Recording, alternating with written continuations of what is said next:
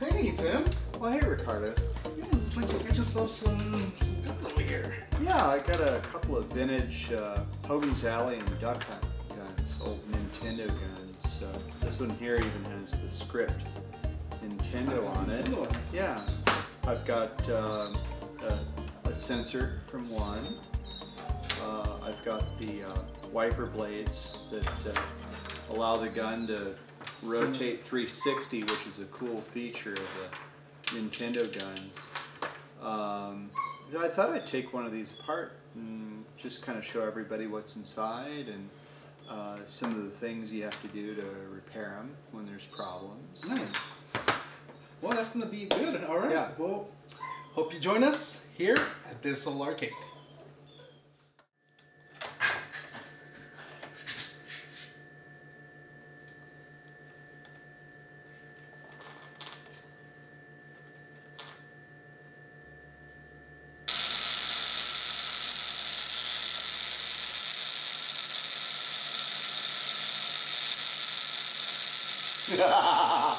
Ricardo! I got it! Come here! Ricardo! Hey, give me your phone. I want to show you something. Put this in here. Alright, now you are completely protected from the US government and the NSA spying on your phone, knowing your location, recording all of your secrets. I've come up with a machine here using old car parts and radio equipment. It puts an electromagnetic field around your phone through this probe. You're completely safe. We can sell this and make a mint off of it. What do you think? And it's all good and all, but don't you think it's better to just shut the phone off?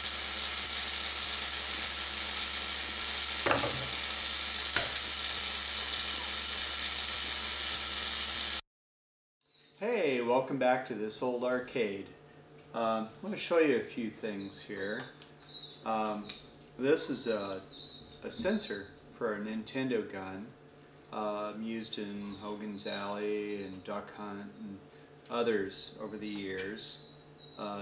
Common problem on these, the shield is soldered to the PC board just with kids banging on the guns, having them dropped.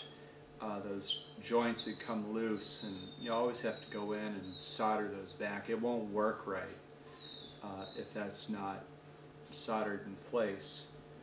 Another important tool, it's this, I always called it a reverse Torx. I don't know if you can see the head there. I've had this tool since the 1980s.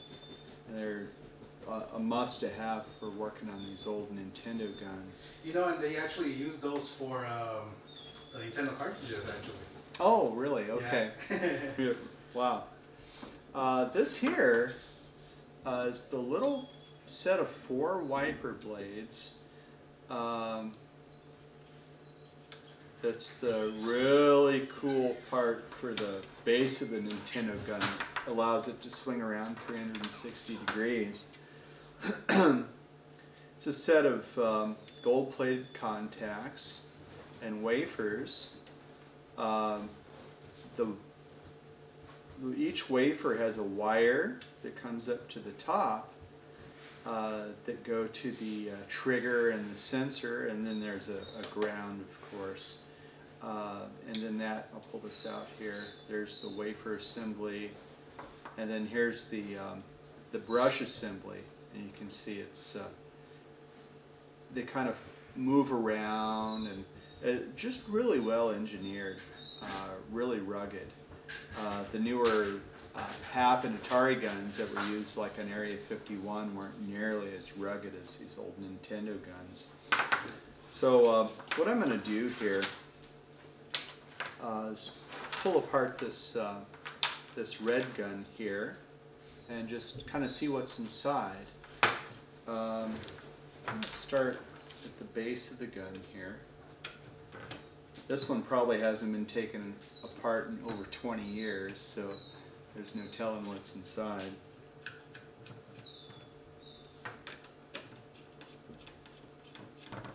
I'm sure there's a lot of collectors out there that like the old Hogan's Alley game, and even duck hunt, which I like the Hogan's Alley better. And there's got to be a need for these old guns to be repaired.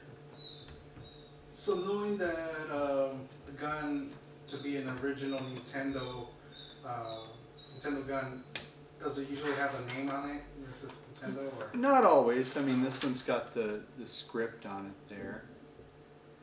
And then this one doesn't. And this has got the swivel too. You can tell it'll have these Nintendo style connectors, this type of cable. The armor, the shielding here goes into a little thing that has a set screw that holds it in place. I think the one key thing is the true Nintendo guns for the old Hogan's Alley, they swivel like that. Yeah. This is a common problem with them here. This yeah. would always break. They had the security chain on there to keep people from stealing guns and walking away. And you've probably heard the story that the very first ones were black. And when the kits first came out, they were black, but they quickly replaced them because people were worried somebody was going to cut one of these guns off and take it into a bank and stick them up. Yeah, it's, you know, and that was, oh, what year did this come out? 1983, 84? Yeah. I forget.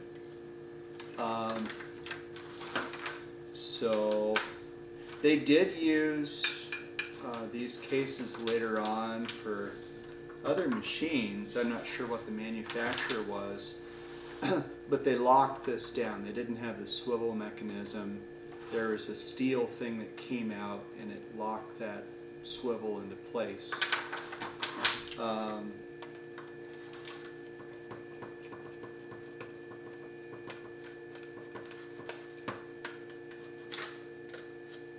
But the shielding breaking, that was a common problem.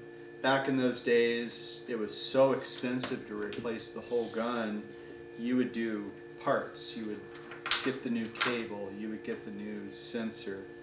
But most of the time, you just repair the sensors.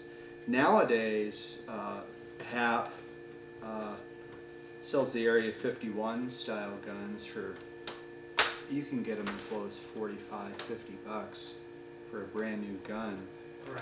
They're a lot more cheaply made and they break quite a bit. Very easily. But you look at these are 30 years old. Right. And they're real rugged. All right, looking inside here, this one, first thing I notice, it's missing the lens. Oh yeah. Yeah, the lens is gone. So I or someone probably pulled that out at some point. The trigger mechanism is there. Now you can see that's a lot more rugged than the HAP style. It's got a cherry switch mounted there, a rugged metal trigger with a spring. Here's the wires coming up from the swivel, the commutator there, to the sensor, which the sensor's out of it. Now here's a sensor here that would have gone in kind of inverted, would have mounted in like that, and then you solder your wires on there. This is a really cool feature here. For this here, if you have to replace your cable, these merely unplug. Nice. All 4 wires unplug, and that cable just, it goes right down the center of this barrel, and then it's easy to slip in a new cable and replace that. The tricky part is off the base of the swivel here, there's a couple of set screws, and then on the cable there's a sleeve, it'd be a brass sleeve that set screw kind of pinches in to hold the cable in place, and then of course you got to pull the chain off to replace that. Let's look here. Let's see. This this other gun has the lens in it. I don't know if can you zoom in and actually I can. see that. I see the little glare of it. Yeah, with the glass. it's a common size lens. It's about the same thing as the Hap guns. Maybe a little different diameter, but not much.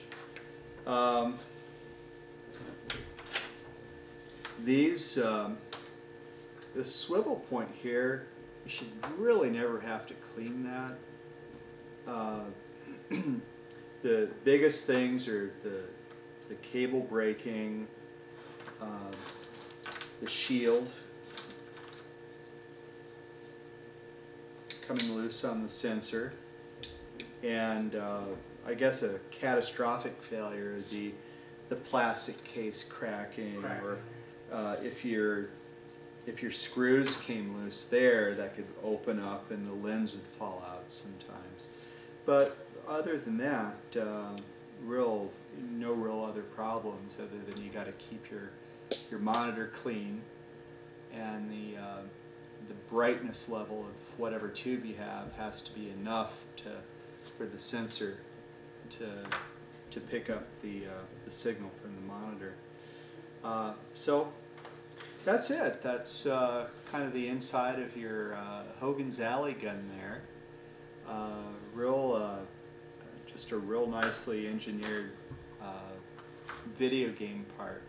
It's like any of the older game controls were a lot tougher, a lot more rugged 30 years ago.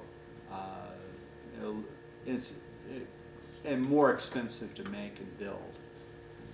Things are a lot cheaper nowadays.